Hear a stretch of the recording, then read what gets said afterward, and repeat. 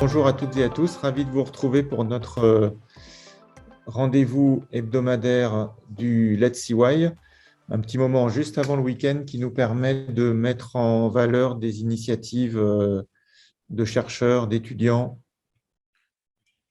Et cette fois-ci, nous avons Geoffroy Monne de notre département et laboratoire Géosciences et Environnement Cergy, qui va nous parler des leçons de l'histoire sur l'action de l'homme sur le climat et puis voilà, ce qu'on peut apprendre de l'histoire et du climat et ce qui nous repose la question de savoir ce que, enfin, ça nous remet sur le devant de la scène le fait que nous rentrons à l'ère de l'Anthropocène, donc des changements à l'échelle planétaire dus à l'homme, et donc de nous reposer la question de ce que doit être une université à l'ère de l'Anthropocène.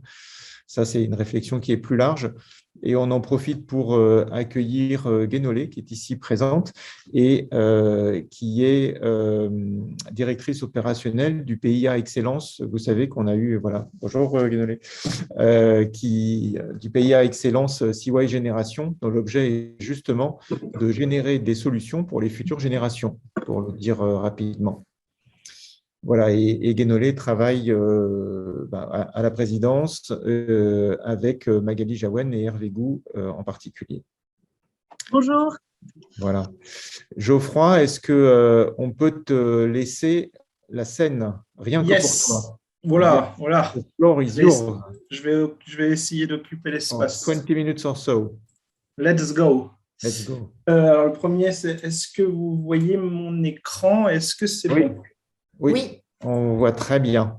On voit un beau bateau sur la mer. Exactement. Alors, oui, le titre est assez ambitieux, dois-je dire. Le but ici, dans cette présentation, ça va être de vous résumer brièvement, en tout cas, de vous décrire les impacts d'un événement climatique majeur qui s'est retrouvé dans le passé, c'est-à-dire il y a 56 millions d'années, pardon. Et cet événement a été un événement majeur qui a été associé avec un relâchage de carbone dans l'atmosphère, comme nous l'avons à présent dans notre époque actuelle pour d'autres raisons. Et donc, je vais essayer de discuter avec vous comment ça s'est passé dans le passé, pourquoi on a eu cet événement qu'on va appeler hyperthermique et quel est son impact avec la grande tectonique. Ça, c'est plutôt ce que je fais dans ma recherche, c'est-à-dire l'ouverture de l'Atlantique Nord. Et on va utiliser ça un petit peu, ou en tout cas comme discussion, comme analogie avec ce qu'on vit actuellement. Alors cette recherche, elle débouche de ma participation et de cette expédition, qui est une expédition en mer, d'où le bateau, qui s'est déroulée en août, en octobre 2021, de l'année dernière, donc le temps passe, qui avait pour but justement de comprendre l'ouverture de l'Atlantique Nord, en prenant l'exemple de la marge norvégienne et ses implications paléoclimatiques. Je vous ai mis ici le site internet, puisque tout ça est académique et donc libre de droit, donc vous avez toute l'histoire, tous les résultats de la campagne qui sont accessibles pour tout à chacun en cliquant sur ce site. Alors, ce qu'on va parler aujourd'hui, c'est ce qu'on appelle le maximum thermique du Paléocène-Éocène. Alors, je vais utiliser cet acronyme qui est plutôt l'acronyme anglais, qui est le PETM, Paléocène-Éocène Thermal Maximum, qui est un événement qui se produit il y a 60-50 millions d'années et qui marque le réchauffement majeur, un réchauffement majeur pendant une période de temps relativement courte. Alors, si vous regardez ce schéma ici, alors c'est un schéma un petit peu complexe, vous avez en ordonnée les températures des eaux de surface, c'est-à-dire la température des premiers mètres de la couche d'eau. Et vous avez ici le temps en millions d'années, jusqu'à ici avoir une échelle. On change d'échelle et on va dans notre échelle avec ici les prévisions plus ou moins optimistes de l'augmentation de ces températures d'eau de surface, avec une augmentation de 2,5, 4,5 ou 8,5.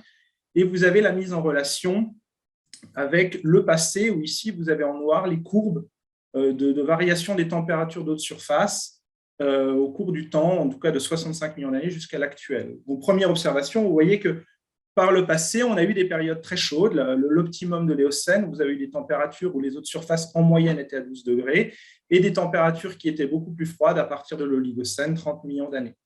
Nous, on va s'occuper d'un événement en particulier, comme je vous l'ai dit, et c'est ce PETM. Et c'est assez, j'ai zoomé puisque c'est juste cette petite excursion positive en noir ici, où pendant une période globalement de 200 000 ans, donc à l'échelle des temps géologiques, c'est court, vous avez une augmentation rapide de 5 à 8 degrés. Donc, ça colle avec les bornes les plus négatives de notre évolution à nous, avec localement comme au pôle où on est globalement même plus de 10 degrés.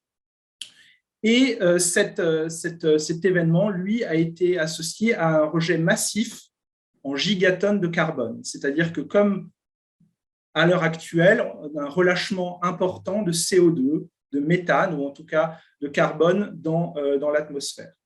Et cet événement, on va, à travers cette présentation et cette expédition auquel j'ai participé, on va essayer de chercher à comprendre pourquoi, puisque ce qui est important de noter, c'est que vous avez une augmentation rapide en 20 000 ans des températures et que globalement, en moins de 150 000 ans, vous avez rééquilibré, vous êtes revenu à des températures globalement pré-PETM. Donc, le but est de comprendre à la fois l'augmentation, et c'est surtout ça que je vais discuter, et dans un deuxième temps, mais ça c'est plus compliqué, ce qu'on appelle en anglais le recovery, donc le rétablissement à des températures globalement similaires à avant cet événement.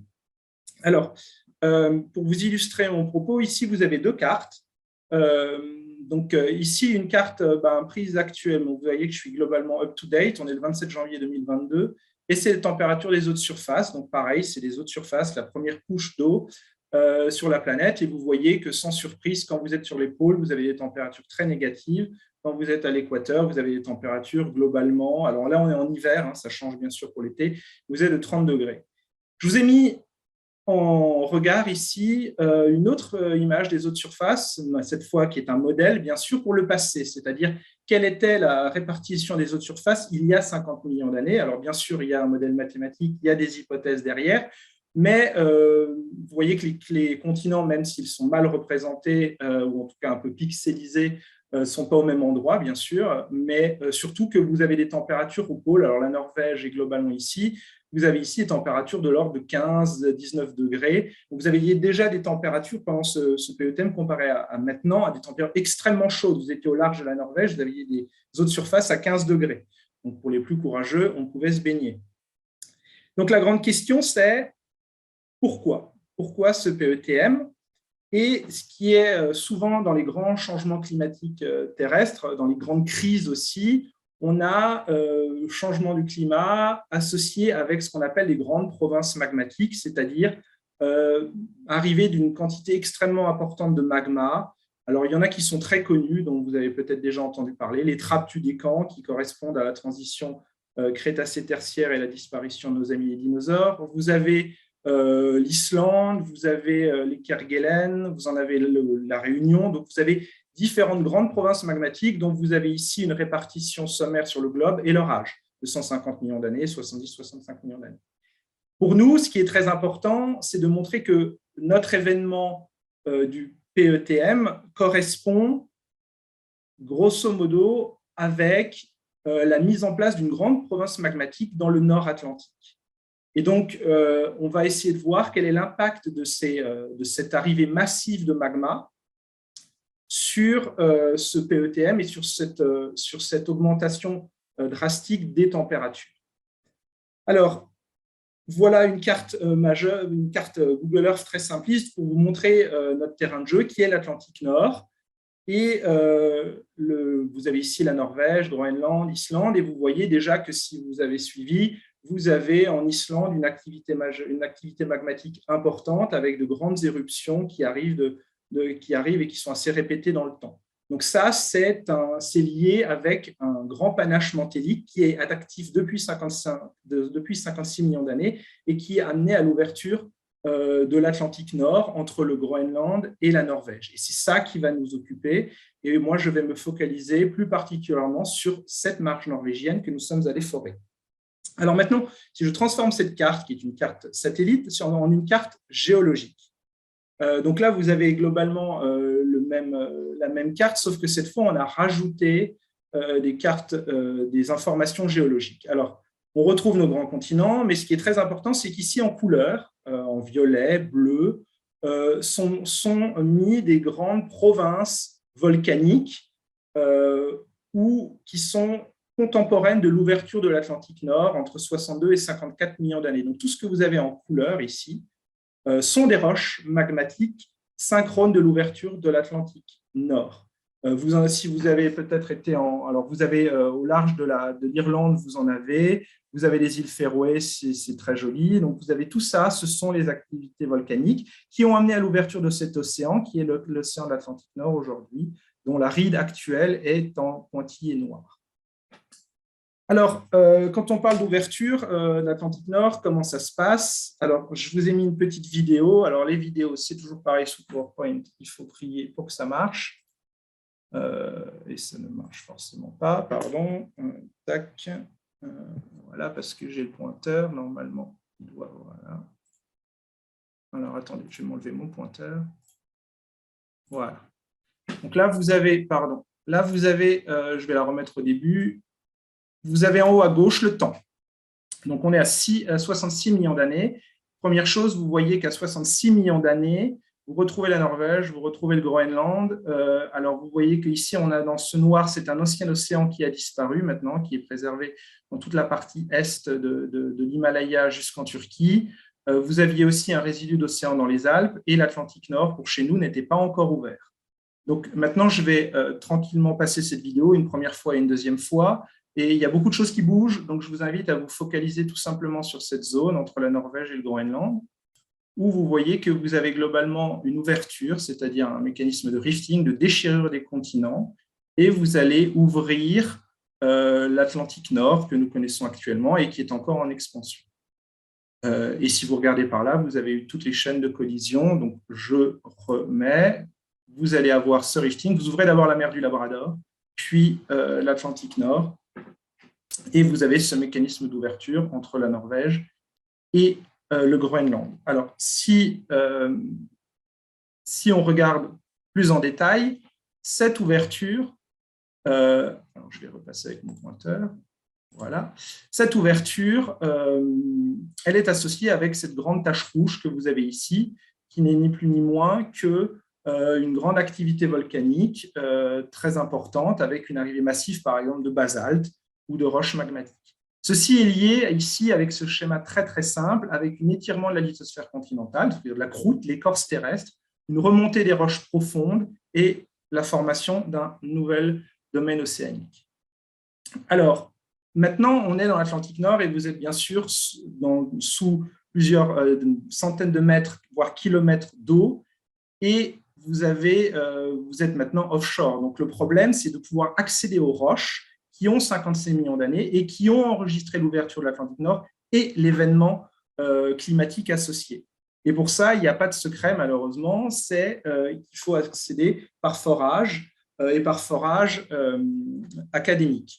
Et ça fait partie du grand programme, qui est un programme que je soutiens parce que je trouve qu'il a amené à des découvertes majeures, qu'on appelle IODP, International Ocean Drilling Programme. Il y a eu plusieurs au cours du temps qui ont évolué, et dont le fer de lance, en tout cas qui est le bateau américain, il y en a plusieurs, qui est ce qu'on appelle le JOIDES Resolution, qui est un bateau maintenant qui date, qui est en service depuis pas mal d'années, mais 143 mètres, 62 mètres, je vous donne quelques informations, et qui, depuis sa mise en service, a déjà foré 322 kilomètres de corps, de forage à but purement académique pour essayer de comprendre la dynamique de nos océans et de la tectonique associée.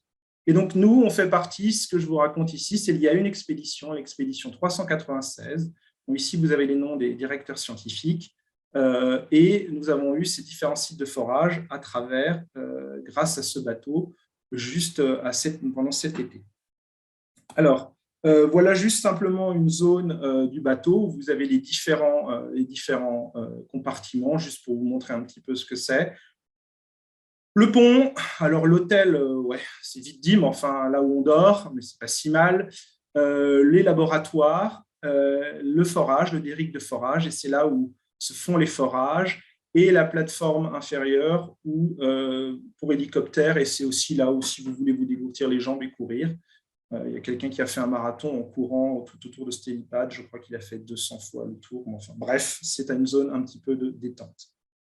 Alors, ce bateau, il est géré par IEDP, et IEDP, c'est un organisme international dont plus de 23 pays font partie. Vous avez ici en bleu, et qui est divisé en 3 grandes entités, maintenant bientôt une 4e avec nos amis chinois, mais vous avez la partie États-Unis, qui a le Joint Death Resolution, le bateau sur lequel j'ai embarqué. Vous avez le pôle japonais, de Jamstec avec un bateau qu'on nomme le Shikyu, et vous avez ECORD qui est l'Europe, et qui lui a des missions spécifiques et des plateformes plus spécifiques. Quand on dit ECORD, c'est l'Europe plus le Canada et plus quelques autres pays. Et tous ces pays participent à hauteur de plusieurs dizaines de millions d'euros par an pour faire tourner ces bateaux et pour faire de l'exploration scientifique des fonds marins pour diverses raisons. Et encore une fois, tout est public, donc si vous allez sur Google, vous tapez IEDP, on a un site France, mais on a aussi le site international où il y a beaucoup de belles sciences qui est faite et que je vous encourage à aller regarder. Alors pour chez nous, quel était le but? Alors le but a été de comprendre, et c'est surtout moi ce qui m'intéresse, les mécanismes d'ouverture de l'Atlantique Nord. Comment j'ouvre un océan? Comment? Et comment je casse l'écorce terrestre pour mettre en place un nouvel océan? Et quelle est la structure de la marge norvégienne?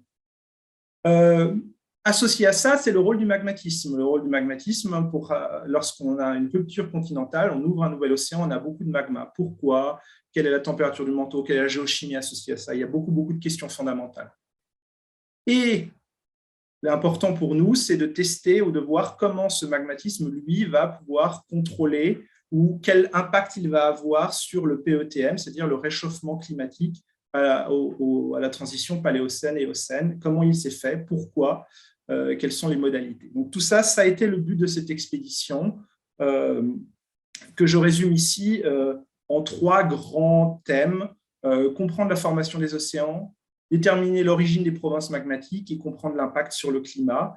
Et ça a été les 3 grands fondements. Et ce qui est important, c'est que cette expédition montre bien l'impact de la tectonique et de comprendre la tectonique du passé pour essayer de revenir au climat. Et ça, c'est un élément fondamental.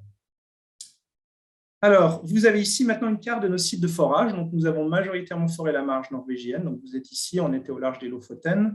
Donc, vous avez dans ce grand carré et tous ces sites pour USA, 1565, 1666 et ainsi de suite, sont les différents forages qui ont été réalisés au cours de l'expédition. Donc 10 sites, 20 puits, 3,9 km de sédiments forés, mais il y a toujours un problème dans la récupération, c'est très compliqué. 2 km ont été récupérés, ce qui est une très bonne, c'est plus de 50%, c'est une très bonne taux de récupération pour ce genre de forage. Alors, quand on fait ce forage, la première des choses, c'est qu'on ne fore pas à l'aveugle un point au milieu d'une carte.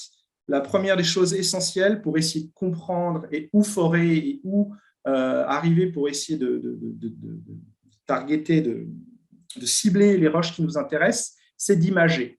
Et c'est d'imager le sous-sol par de la sismique, alors de la sismique réflexion, où vous envoyez des ondes sismiques sur une source avec un receveur. Et cette source sismique vous permet d'imager le sous-sol, c'est-à-dire vous pouvez d'imager les roches en profondeur. Vous avez ici la limite entre le blanc et le noir, c'est le fond de la mer. Et ça vous permet d'imager par de la sismique la structure de votre marge et la structure de la transition entre un continent et un océan que vous avez ici. Alors, vous avez ici en kilomètres, l'échelle des abscisses est en kilomètres, mais l'échelle des ordonnées est en temps, puisque vous envoyez des ondes sismiques, donc ça va dépendre de la vitesse des ondes. Donc l'échelle des ordonnées n'est pas des kilomètres, mais du temps de temps double, c'est-à-dire un temps où l'onde est émise et revient à son récepteur. Et vous imagez l'écorce terrestre ou la structure de la marge par cette méthode. Et ça vous donne, alors ici c'est de la sismique industrielle, donc c'est une qualité qui est exceptionnelle, mais ça vous permet d'imager ici le continent où vous avez des sédiments, ici un haut, des SDR, c'est-à-dire des réflecteurs qui pendent vers l'océan, je ne vais pas en revenir trop, et ici l'océan. Donc ça vous permet d'imager la marge et ça nous permet de choisir où forer pour nos expéditions. Et donc si maintenant j'interprète géologiquement cette structure, eh ben, voilà une interprétation géologique où vous avez des sédiments, vous avez en rouge du magmatisme, puisque vous avez une grande quantité de magma qui se met en place. Tout le rouge, c'est du magmatisme avec des cils, des intrusions magmatiques, du magma dans les sédiments. Et vous avez ici une grande quantité de basalte et de magma qui vont se mettre en place. Et ça, c'est la localisation de tous nos forages. Alors, une fois qu'on a ces forages, IEDP a mis en place tout un processus d'acquisition de données pour caractériser les forages qu'on récupère et qui est déployé ici. Alors, c'est quelque chose qui marche extrêmement bien puisque vous avez des laboratoires dans le bateau où vous avez des gens qui décrivent les corps, les forages.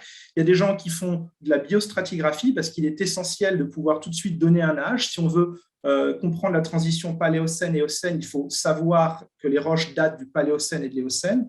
Donc, on doit avoir des biostrates, des gens qui regardent au microscope et qui cherchent des microfossiles pour nous dire que la roche qu'on regarde, elle a 56 millions d'années. On a la géochimie pour essayer de comprendre les interactions géochimiques justement des différents sédiments ou des roches. Le paléomag pour essayer de voir l'évolution du magnétisme et les propriétés physiques, c'est-à-dire la perméabilité, la conductivité thermique. Et toutes ces données sont acquises sur le bateau, dans les laboratoires du bateau, par des scientifiques. Donc ici, vous avez juste quelques photos qui illustrent l'activité en mer. Alors ça dure 2 mois, des quarts de 12 heures. Donc on travaille 12 heures, 7 jours sur 7, aucun jour de repos.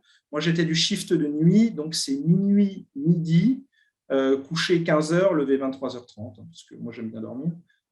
Mais c'est assez intense et vous sortez de là assez lessivé. Mais vous avez ici les foreurs qui récupèrent, les corps des scribers, les gens qui décrivent les corps, c'était mon job, qui décrivent. Ça passe au niveau des biostrates et des gens qui font après les analyses chimiques. Tout ça marche extrêmement bien et a été quelque chose qui a été mis en place depuis des années et qui est extrêmement efficace.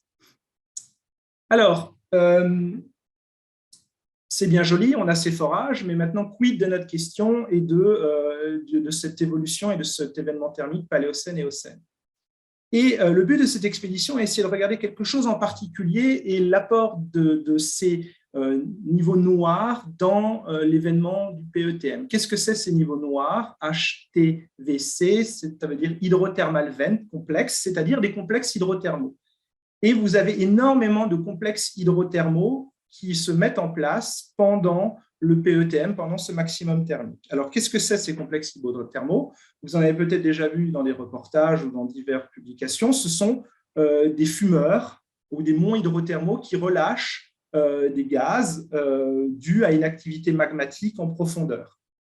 Et ce qu'on a cherché à comprendre, c'est que ces gaz peuvent être localement extrêmement riches en méthane, qui est un important gaz à effet de serre, et en CO2. Et le but, c'est quel va être l'impact de ces nombreuses, puisque vous en avez plus de 200, 300 dans la marge norvégienne, quels vont être l'impact de ces monts hydrothermaux dans le relâchement de gaz à effet de serre et donc sur leur impact pour lancer ou sur le PETM, pour contrôler ce PETM. Alors vous allez me dire, oui, mais si j'ai beaucoup de gaz, beaucoup de méthane, beaucoup de CO2, il faut bien que ce méthane et ce CO2 viennent de quelque part. Il faut que le carbone vienne de quelque part. Et l'hypothèse qui est faite ici, c'est que non pas le carbone ne vient pas du manteau ou des zones profondes ou du magmatisme, mais le carbone vient en fait du réchauffement parce que ce magma se met en place dans des sédiments qui sont riches en carbone, extrêmement riches puisque ce sont des sédiments qui contiennent de la matière organique et quand le magma va arriver se mettre en place dans ces sédiments, il va les réchauffer, il va les faire fondre et il va localement relâcher du gaz, du CO2, du méthane qui va pouvoir après partir dans l'atmosphère et enrichir l'atmosphère en CO2 et en méthane. Donc, le but est toujours de tester l'impact de ces complexes hydrothermaux et du métamorphisme, c'est ce qu'on appelle du métamorphisme, du réchauffement de ces sédiments riches en matière organique sur le climat. Alors, vous avez ici des superbes images d'imagerie de ces complexes hydrothermaux. Vous avez ici ce qui est en forte réflectivité, ce noir-là qui sort. Ça, ce sont des cils. Ce sont des roches magmatiques, des basaltes, ou en tout cas des roches associées, des dolérites, qui se mettent en place dans les sédiments. Et vous voyez que vous avez des choses qui partent devant avec des espèces de cratères en surface. Vous avez ici un zoom. Donc ça a été exactement ce qui a été le but de cette expédition, c'est-à-dire échantillonner ces cratères, caractériser leur enregistrement à l'aide de différents forages. Et le but, c'est justement de tester cette hypothèse, c'est-à-dire à quel point ces cils magmatiques qui se mettent en place, à quel point ont pu réchauffer leur environnement et ont pu réchauffer le tout. Alors, il ne me reste plus beaucoup de temps, mais il ne me reste plus beaucoup de slides non plus, pardon. Voilà, et donc vous avez ici les résultats de nos forages, où vous avez ici ce qu'on est en train de faire actuellement. Alors, le forage s'est terminé en octobre, donc on est encore dans une période où on doit récupérer les corps qui sont transférés du bateau à terre, envoyés aux États-Unis. On doit encore maintenant les stocker. Et voilà ce qu'on est en train de faire, c'est-à-dire des logs stratigraphiques. On enregistre les forages, on les décrit. On a identifié les faunes datant du PETM, c'est cet horizon bleu. Et donc, c'est là où on va faire plein d'analyses géochimiques, isotopiques, pour essayer de contraindre ces sédiments, leur environnement de dépôt, et à quel point la température a évolué pendant cet intervalle de temps. Ça, c'est ce qu'on est en train de faire. En plus, et ça c'est plutôt ce que moi je fais dans ma recherche de tous les jours, si je puis dire, c'est de comprendre en plus comment ce PETM est lié à l'ouverture de l'océan. Et là, vous avez ici des images de ces basaltes ou de ces SDR. Vous voyez qu'il y a des choses qui pendent vers la gauche, imagées en sismique. On a des analogues de terrain. Vous avez ici une image au Groenland, des structures similaires. Et ça, c'est composé de basalte et de sédiments. Et le but est de comprendre comment ces basaltes se mettent en place, comment ils vont changer la rhéologie, le comportement des roches et vont amener à l'ouverture d'un nouvel océan. Et c'est ma dernière slide. Alors voilà, ce qui va se passer dans les prochains mois, années, c'est comprendre le magmatisme, analyser ce magmatisme, comprendre ce PETM. Alors, est-ce que uniquement l'apport des monts hydrothermaux et de ce méthane et de CO2 peut relâcher tellement de carbone qu'à lui seul peut contrôler l'augmentation du CO2 et donc le PETM, ou il est associé avec d'autres événements. Tout ça est en question. Comprendre l'évolution de ces basaltes. Et un autre dernier projet, c'est de savoir si les basaltes peuvent servir pour la séquestration de CO2, puisque ces basaltes sont des basaltes extrêmement poreux et on veut savoir si en injectant du CO2, on peut, et ça c'est pour maintenant, si on peut stocker du CO2. Voilà, et c'était ma dernière slide et je vous laisse avec tous mes camarades qui ont participé à l'expédition, l'équipage inclus. Voilà, je vous remercie. Je ne sais pas si j'ai été trop long ou pas, mais voilà. C'est parfait. C'est parfait. Merci Geoffroy et bravo pour cette expédition passionnante. Merci de nous avoir fait voyager. Alors, je vois que André de Palma a une question. Oui, je commence parce que comme mes questions sont très bêtes, je préfère commencer. Donc, la première question, c'est est-ce que vous pouvez faire un forage et puis vous vous rendez compte que vous êtes trompé et vous dites, bon, on arrête. La deuxième, encore plus bête, c'est vous faites un forage, désolé, c'est très, très grand public, et vous trouvez du pétrole. C'est possible. La troisième, c'est les données que vous produisez ont un intérêt industriel, puisque comme elles sont publiques, peut-être que d'autres personnes se disent ah, c'est vraiment intéressant ces données. Et la dernière question, j'en ai fini, mais est-ce que les informations que vous avez peuvent être utilisées pour des modèles, je suppose qu'il y a des modèles de technotique pour le monde entier, et ça vous permet de calibrer dans une certaine mesure le modèle, ou bien ce n'est pas du tout les mêmes échelles et ça n'a rien à voir. Merci. Alors, c'est des très bonnes questions. Alors, pour la première question, est-ce qu'on peut arrêter un forage parce qu'on n'a pas identifié la bonne zone? Alors, généralement, les projets d'IODP, par exemple, cette expédition, il y a 396, elle a été initiée par les chefs de projet il y a 10 ans. C'est-à-dire qu'il y a un très grand processus de review, d'évaluation par les pairs, où on regarde le projet, il est analysé, on regarde la sismique, on évalue les risques, effectivement, de ce genre de choses. Donc, généralement, il y a assez peu, parce que si se tromper, au final, c'est forer ce qu'on n'attend pas. Et au final, c'est mieux, parce que ça veut dire qu'il y a une surprise. Donc, généralement, se tromper, il y a des surprises, il y a des choses qu'on fore, dont on ne s'attendait pas à avoir, mais au final, c'est plutôt un intérêt scientifique croissant qu'une erreur, si je puis dire. Mais normalement, c'est extrêmement étudié. Il faut beaucoup de sismique, beaucoup de choses pour savoir où est-ce qu'on fort, toutes les données. Donc, il y a un vrai processus d'évaluation des campagnes qui est extrêmement pointu, aussi bien sur les risques liés au gaz, inhérents sur les câbles sous-marins, sur la science. Donc, c'est vraiment très pointu. Et un projet que je soumettrai aujourd'hui, s'il est foré en 2030, je pourrais m'estimer très content. D'un point de vue pétrolier, c'est un argument, c'est purement académique. Alors, imaginons que vous forez, qu'on trouve du pétrole, on arrête tout. Et on plie les gaules et on s'en va. Est-ce que les résultats d'IEDP qui sont purement académiques peuvent servir à des compagnies pétrolières? Oui, puisqu'elles ont la sismique que je vous montre a partiellement acquise par les pétroliers parce qu'ils ont beaucoup travaillé dans la marge de Norvège. Mais le but d'IEDP n'est pas ça du tout. Le but d'IEDP est purement académique. C'est faire de la science. Donc, il n'y a en aucun cas une relation avec les compagnies pétrolières. Les compagnies pétrolières, par contre, ça leur est arrivé, ont loué les bateaux pour faire des forages pétroliers. Mais ça ne fait plus du tout partie du programme. Le bateau est là, on le loue. Donc, normalement, IEDP est vraiment purement scientifique et n'a aucune vocation industrielle. Est-ce que ces forages ont des implications mondiales? Dirais-je oui, définitivement.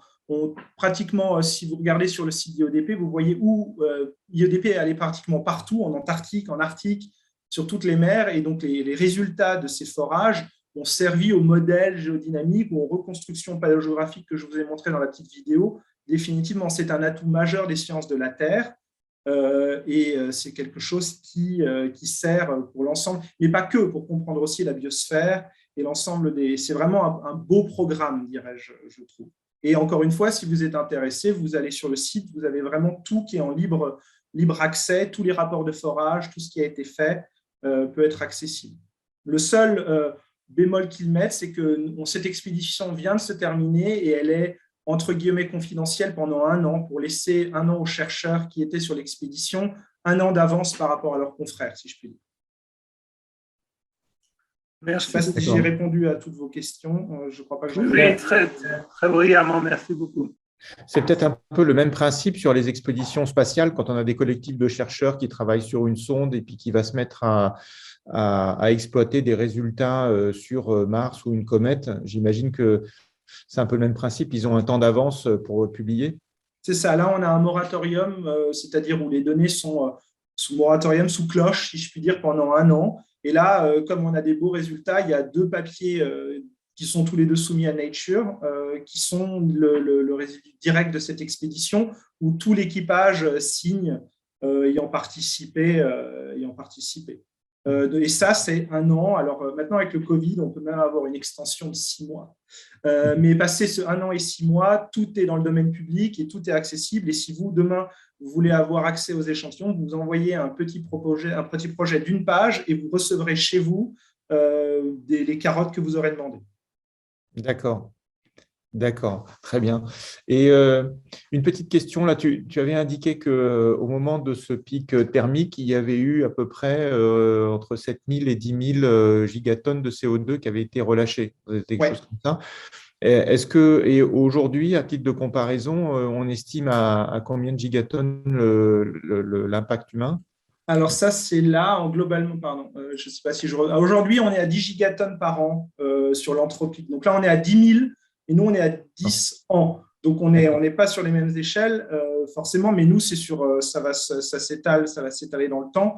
Donc, si je fais 10 fois 100, par exemple, sur 100 années, on arrive sur des chiffres aussi très importants. Donc on est entre 7 000 et 10 000. Donc, si je fais sur 100 ans, on rapproche sur les mêmes gammes de valeurs. Il y en a toujours plus, mais on est sur des gammes de valeurs intéressantes. Ce qui est vraiment très intéressant pour nous, ou pourquoi les gens étudient aussi cet événement, c'est qu'il est contrôlé par le CO2. Comme chez nous, il est contrôlé par les gaz à effet de serre. C'est un apport de CO2. Et ce qui est intéressant, c'est de regarder comment le système Terre va accommoder cet afflux de carbone.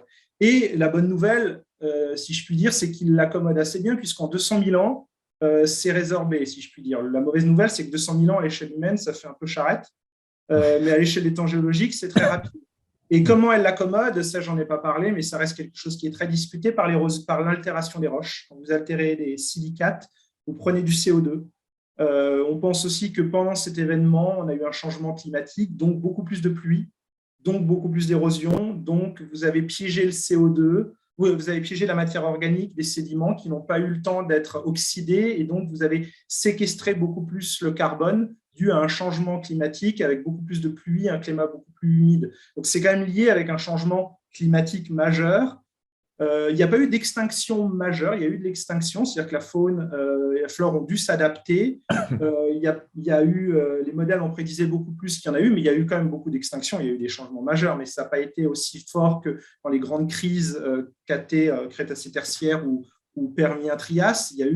Donc tout ça sert un peu comme analogue pour savoir qu'est-ce qui nous attend, si je puis dire. Sachant que les échelles de temps en géologie, c'est la clé, on n'est pas sur les mêmes échelles de temps. Ça vous arrive de récupérer des petits fossiles pendant vos carottes? Tout le temps. C'est d'ailleurs ce qu'on recherche, puisque c'est ce qui nous permet de dater les carottes. Donc, nous, on a une chance extrême, c'est que l'épisode du PETM correspond avec l'arrivée des dinoflagellés, qui est un organisme vivant unicellulaire, qui est juste là, pendant 200 000 ans, qui est dans le temps du PETM. Donc, les biostrates, les gens qui étudiaient les fossiles chez nous, analysaient toutes les carottes pour trouver cet organisme unicellulaire, parce que si vous l'aviez, vous saviez que vous étiez dans le PETM et que vous étiez à la transition paléocène-éocène. Donc, c'est ce qu'on cherche. C'est-à-dire qu'il y a une équipe qui décrit, il y a une équipe de micro-paléontologistes qui, eux, analysent les carottes pour essayer de découvrir les fossiles et leur âge. Donc, c'est essentiel, oui. Super. Est-ce qu'il y a une dernière question? Et sinon, on a épuisé le temps qu'on consacre à notre Let's See. Ça passe vite. Hein. Non, c'est bon? Eh bien, écoute, merci beaucoup. Ah bah, il y a Bertrand, il y a le patron qui s'est connecté. Là. Oui, non, mais j'étais là. S'il y a 30 secondes, je fais une petite remarque ou une question, mais bon, je ne veux pas. Vas-y, Bertrand. Hein. Oui, je voulais préciser une chose là pour le grand public, justement, c'est que vous rendre compte que les forages, en géologie, on est dans une situation finalement très difficile, même par rapport à l'astronomie ou la planétologie. Il a été plus facile d'avoir des échantillons de la surface de la Lune que des échantillons de 10 km de profondeur dans la Terre. Les forages, c'est la façon qu'on a de connaître l'intérieur de la Terre, mais ces forages sont limités à 10 km. Et la Terre a un rayon de 6400 km. Donc, on est en train de forer vraiment, même pas la coquille d'œuf, à l'échelle d'un œuf. Je voulais juste vous donner ça comme ordre de grandeur qui me paraît important. L'autre petit point, peut-être juste une remarque, c'est que les volcans sont aussi connus pour rafraîchir le climat par l'émission d'aérosols, donc de particules dans l'atmosphère. Et donc, pendant quelques décennies, voire même des siècles après, on peut avoir un refroidissement climatique, comme on en a connu au milieu du Moyen-Âge, par exemple. C'est aujourd'hui une des méthodes envisagées par les climatologues et des physiciens qui font de la recherche qu'on appelle la géo-ingénierie, pour imiter artificiellement des éruptions volcaniques en prenant des avions qui vont disséminer des aérosols dans la haute atmosphère, de manière à augmenter l'albédo, c'est-à-dire la réflectivité de la Terre par rapport aux rayons du Soleil, et diminuer la température de la surface de la Terre. Ces recherches sont relativement peu connues du grand public, m'apparaissent moi comme un changement philosophique profond, puisque, en gros, d'une philosophie de réduction de notre impact environnemental, on passe au contraire à une action consciente pour changer le climat, massive aussi. Et donc, j'invite aussi tout le monde peut-être à se renseigner là-dessus, sur la géo-ingénierie et sur ce changement fondamental d'approche du problème climatique qui, à mon avis, n'est pas assez mis en avant dans la réflexion commune aujourd'hui. Vaste sujet. Qui dépasse la géologie, largement. Très bien, merci Bertrand. Ok, voilà. Très bien. Écoutez, voilà, on a fait le tour de notre petit Let's See Why. Merci à toutes et tous. Merci à Geoffroy de nous avoir fait partager ton expédition. C'était passionnant. Et puis, voilà, il ne me reste plus qu'à vous souhaiter une bonne fin de journée et puis un bon week-end derrière. Et voilà, donc merci encore et à bientôt. Ah oui, la semaine prochaine, c'est Kevin Carrier qui nous parlera de cybersécurité. C'est un chercheur au département d'informatique au Labo ETIS qui nous parlera de voilà, tout ce que vous avez voulu savoir sans jamais avoir osé le demander sur la cybersécurité. Merci. Merci. À bientôt. Merci beaucoup, Geoffroy. C'était passionnant. Merci beaucoup. Au revoir. Merci. Au revoir.